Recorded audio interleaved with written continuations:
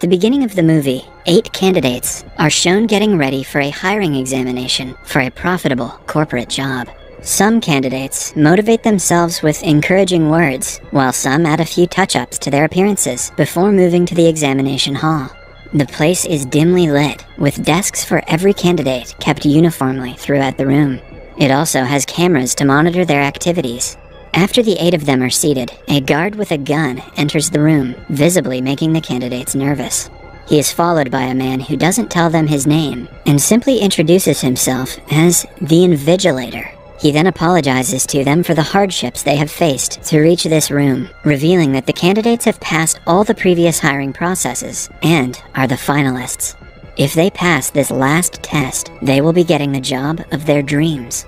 As the rule of this test, the Invigilator claims that no federal law applies inside the examination hall, and the candidates are supposed to follow only the law of the exam. They are not allowed to communicate with the guard or the Invigilator. Similarly, if they ruin the paper intentionally or accidentally, and if they walk out of the room for any reason, they will be disqualified. The candidate will have 80 minutes to complete the test. There is only one question on the paper before them that they need to answer. The Invigilator then asks them if they have any questions. When no one answers, he wishes them luck, starts the timer, and walks out. The candidates turn their respective papers around and see that it is completely blank. All of them look at each other in confusion. As time passes, they become more nervous. Hence, candidate number 2 starts writing on her paper why she thinks she is eligible for the job. The camera in the room zooms into her paper, and the guard is told to throw her out because she ruined her paper. Number 2 begs for a second chance as the guard locks the doors on her. A while later, number 5 realizes that the rule says they cannot talk to the Invigilator and the guard, which means they can talk to each other. He tells the others the same thing, making them believe that they will have to work together to find what the question is before they can answer it. The group discusses several ways they can pass the test, but all of them are just as confused. This is just like real exams. Throughout this, candidate number 1 doesn't speak at all. One man tries to introduce himself, but number 5 suggests they give each other pet names so they wouldn't have to reveal their true identity. He goes on to name candidate number 1 Deaf because he hasn't spoken yet. Then, the guys are named Brown, Black, and White, according to their race, and the girls are named Blonde, Brunette, and Dark, according to their hair color. After that, White suggests they get up from their seats because there is no rule that says they cannot. He takes a chance and gets up. To everyone's delight, the guard stays put, meaning that they can move around freely. Brunette believes that the questions are written down on paper with invisible ink or a watermark. They all agree to test the theory, but do not know how to. Brunette gets up and uses the lights in the room to see if something is written on the paper. However, nothing is visible. She still insists everyone check their own, because the question could be in just one of them. Everyone does as she says, except for Deaf, who stays quietly in his seat. White takes his paper and checks it in the light. When they do not get any results, Black suggests the writings might be visible in UV rays or X-rays. The group then starts looking for a switchboard to see if there is any option to turn on other kinds of lights. When they do not find one, they start to look for the source of such light themselves. Deaf doesn't help them whatsoever and nervously stays in his seat. Blonde finds strips of emergency lights in the room, but since there are no switches, the group has to break all the other light bulbs to create an emergency and trigger the lights. Brown retaliates, saying that they cannot take such a risk. So, they vote on the matter and eventually decide to go forth with the plan. After breaking all the light bulbs in the room, it suddenly glows blue because of the emergency blacklight. Everyone starts to look for the question in the paper, except for Deaf, but they are disappointed again because they cannot see the question. Brunette asks everyone to remove the first layer of the strip light because they aren't lit. This might give rise to UV rays, which can help them. They use the woman's heels to break the strips and reveal another form of light. However, they are again met with disappointment because these lights do not work either. Now, the group only has 60 minutes left. A frustrated White asks everyone to think of alternatives. As they brainstorm ideas, White registers that they can do anything to number 2's paper, since she is already disqualified. So, they gather around her desk and try tracing the paper with a pencil. Still, no question comes forth. White then tears her paper into sections so that they can use them to experiment with different methods. Next, he pees on one of the papers to see if it is liquid activated. However, that doesn't work either. Black and White get into a heated argument while discussing what they should do next, but they stop after hearing Def cry. He sobs silently in his seat, while the others watch him in amusement. After that, the man starts to blabber in French. He asks them if they can see something in the paper, and claims that the paper reflects their image. They do not think much about his blabberings, and get back into discussing ideas. Everyone falls dead silent when Brown speaks. He proposes a theory of his own, claiming that they are not in an exam, but are in some kind of betting show. The board members of the company have placed bets on who will crack under pressure, and the sole purpose of them being there is for their entertainment. Brown has been watching Squid Game. Brunette thinks that the board members probably have better things to do with their time, but according to Brown, money is the least of their concerns. With the amount of money they have in their life, the board members probably live for the risks. Now, everyone comes forward with their own ideas. Some claim that the Invigilator might be behind this, while others say it might be the CEO. They begin to crack under pressure and insult each other. Dar confidently says that there are no people watching them because the CEO is hands-on in the company. He has all of the company's rights and power over everyone.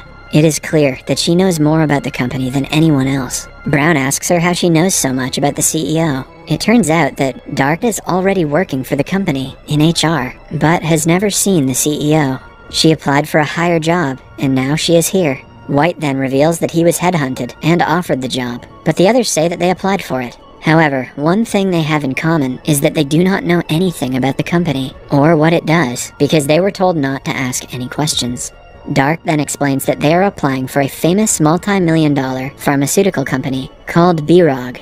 A few years ago, when a pandemic spread among young people of the world, they were the first ones to find the cure. Currently, their yearly turnover is $20 billion, all because of their CEO. Suddenly, Black suggests that the company might have found a cure to the newest deadly disease that has been killing millions of people around the world. Brunette is suddenly intrigued and asks Dark more about it. This makes White suspicious, so he asks Brunette if she is also infected by the virus. Brunette says she isn't and dismisses the matter. To take the attention off of herself, she approaches the guard and brings a lighter out of his pocket without talking to him. Then, she glances at the fire alarm. The group plans to use the lighter to trigger the sprinkler because water can potentially develop the writing on the paper. For this, Brunette gets on top of a chair but doesn't reach the fire alarm. White helps her by giving her a rolled-up piece of paper that she lights up and uses to trigger the alarm. Soon, water starts showering, but the papers stay the same. Suddenly, the guard makes his way to the group. Right then, Brunette unfolds the paper in her hand and reveals it to be her own. White had betrayed her to loosen the competition. The guard drags Brunette away as she calls White a bastard. Following that, an enraged Black says he will punch White's lights out.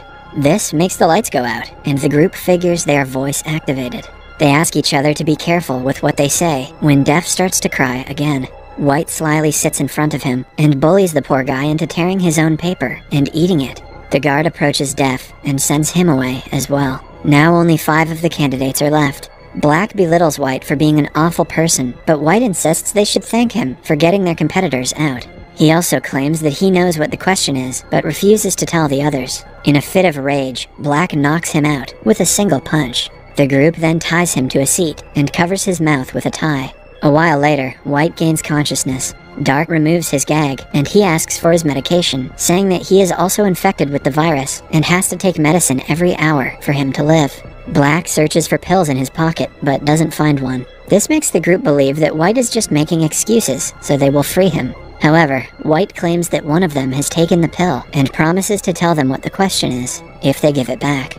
Soon, he loses consciousness again and starts to tremble. Some believe he is faking, but Black says he is having a seizure because of the virus. They start looking for the pill he was talking about, but cannot find it in the room. With only 15 minutes left on the timer, they check each other for the pill. Dark suspects Brown for taking it, and is proven right when she finds the pill stuck to some chewing gum under his table. She tries to feed it to White, but Brown throws it in a vent. As the others try to get it out, a stressed Dark goes in front of the camera and asks the Invigilator to save the man, but since she talked to the Invigilator, she is immediately disqualified. After she is gone, Blonde brings the pill out with a bobby pin and saves White's life. She also unties him in the process. After he recovers, everyone asks him for the answer he promised. White reveals that the answers are the candidates themselves. they have been searching for a question all this time, but White thinks that there is no answer, and the one who is left at the end is the answer.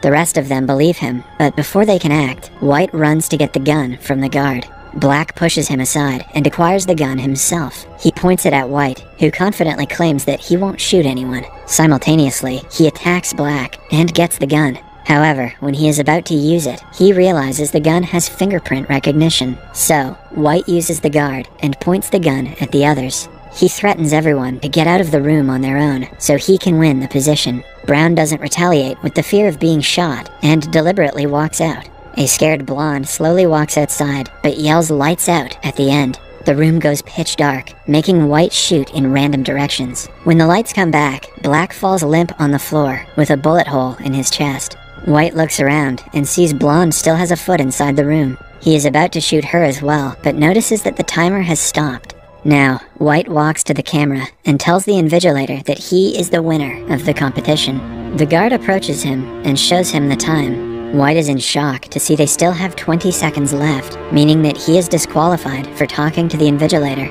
It is then revealed that Def had changed the time while they were busy discussing other things. At last, the only one left is Blonde. She walks into the room and picks up Def's glasses that had fallen while he was being taken out. Using those, she looks at the paper and sees question 1 written on it. To her utmost surprise, Def enters the room, revealing that he is the CEO of the company and was in the test to keep an eye on everyone. Blonde walks up to him and says no. The CEO and the invigilator smile, seeing that she has figured out the question and passed the test. It turns out when the invigilator asked them if they had any questions at the beginning of the test, it was the only question they had to answer. The whole exam was set to test the candidate's intelligence and attentiveness. They hire Blonde as the CEO's secretary, but she doesn't accept the job because she doesn't want to work with an organization that kills people. The invigilator reveals that Black isn't really dead, and that the bullet he got hit with is a capsule that heals the wound after penetrating the body. It is actually the magical medicine they have recently manufactured, which can cure any disease in the world. At last, Blonde accepts the job, and the movie ends as she shakes hands with the CEO.